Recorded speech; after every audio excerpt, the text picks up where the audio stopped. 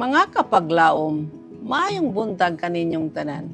Ang atong hilisgutan karong Abril 10 giuluhan og ang puli sa pagtakda og petsa bahin 1. Ang atong teksto makita sa Mateo 25:11. Og miingon ang agalon kaniya. Maayong pagkabuhat, maayo nga kasaligan nga ulipon. Sa jutay kasaligan kadiay. Sa daghan pagapiyalan ko ikaw. Dumuyog ka sa kalipay sa imong agalon. Kapaglaom, ang Mateo 24:25 usa ka katingad-an nga wali. Kini nagapakita sa mga tinun-an nga nagapangutana kang Kristo bahin sa pagkaguba sa templo ug nangayo og mga timaan mahitungod sa iyang pagbalik ug sa katapusan na sa kalibutan.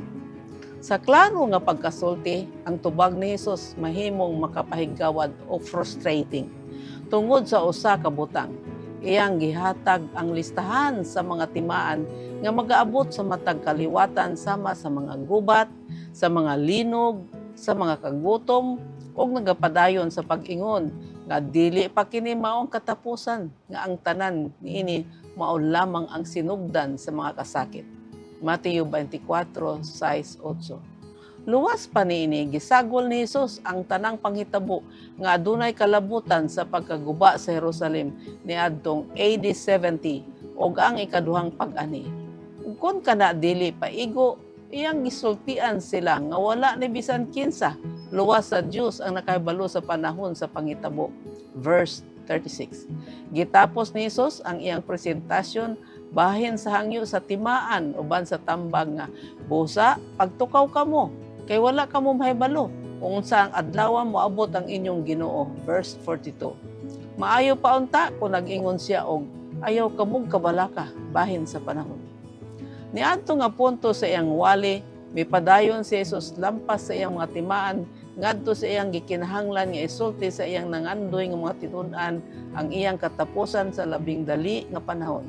Sugod sa versikulo 43, si Hesus nagpahimutang sa 5 ka mga sambingay nga nagpadulong ngadto sa ilang mga labing kinahanglan nga madungagan kaysa ilang buot nga madunggan sama sa kung unsa nakaduol ang katapusan.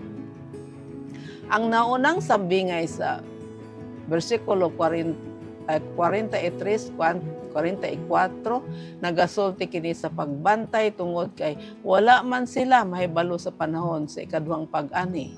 Ang ikaduhang sambingay sa versikulo 45 taman sa 51, nagasulti kanila nga sila adunay mga buluhaton, samtang sila nagabantay ug nagapaabot og ang kana nga panahon mulungtad og dugay-dugay pakay sa gipaabot. Ang ikatulo sa Mateo 25:1 taman sa 13, nagapadayon sa tima kabahin sa pagkalangan sa pag-anhi. Apan nagpasantop sa kakinahanglanon sa pagpangandam alang sa maong hitabo. Ang ikaupat nga sambingay sa bersikulo 14:30, nagpasantop kung unsaon nila pagpangandam. Ilang palambuon og matinumanon nga gamiton ang ilang mga talento ug ang panapos nga sambingay bahin sa mga karnero ug kanding. Bersikulo 31:46.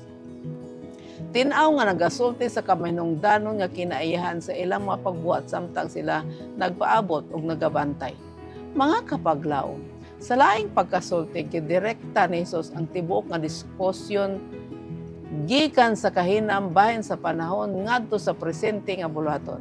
Si John Wesley, ang magtutukod sa Metodismo, nakakuha sa punto ni Hesus. Kung adunay mangutana kaniya kung unsa ang iyang pagkabuhaton karon sa dihang iyang nahibaw-an sa kasiguro nga si Hesus moabot ugma, siya mitubag nga iya gihapon nga buhaton kung unsa ang iyang naplano. Magampo kita. Diyos ug mahigugmaon namo nga man sa langit. Tabangi kami Ginoo sa pag-amgo nga ang kaandam dili kay kahinam kun dili responsible nga magbuhat sa imong kabubuton samtang pagkinabuhi kami dinhi sa kalibutan. Sa ngalan ni Hesus. Amen.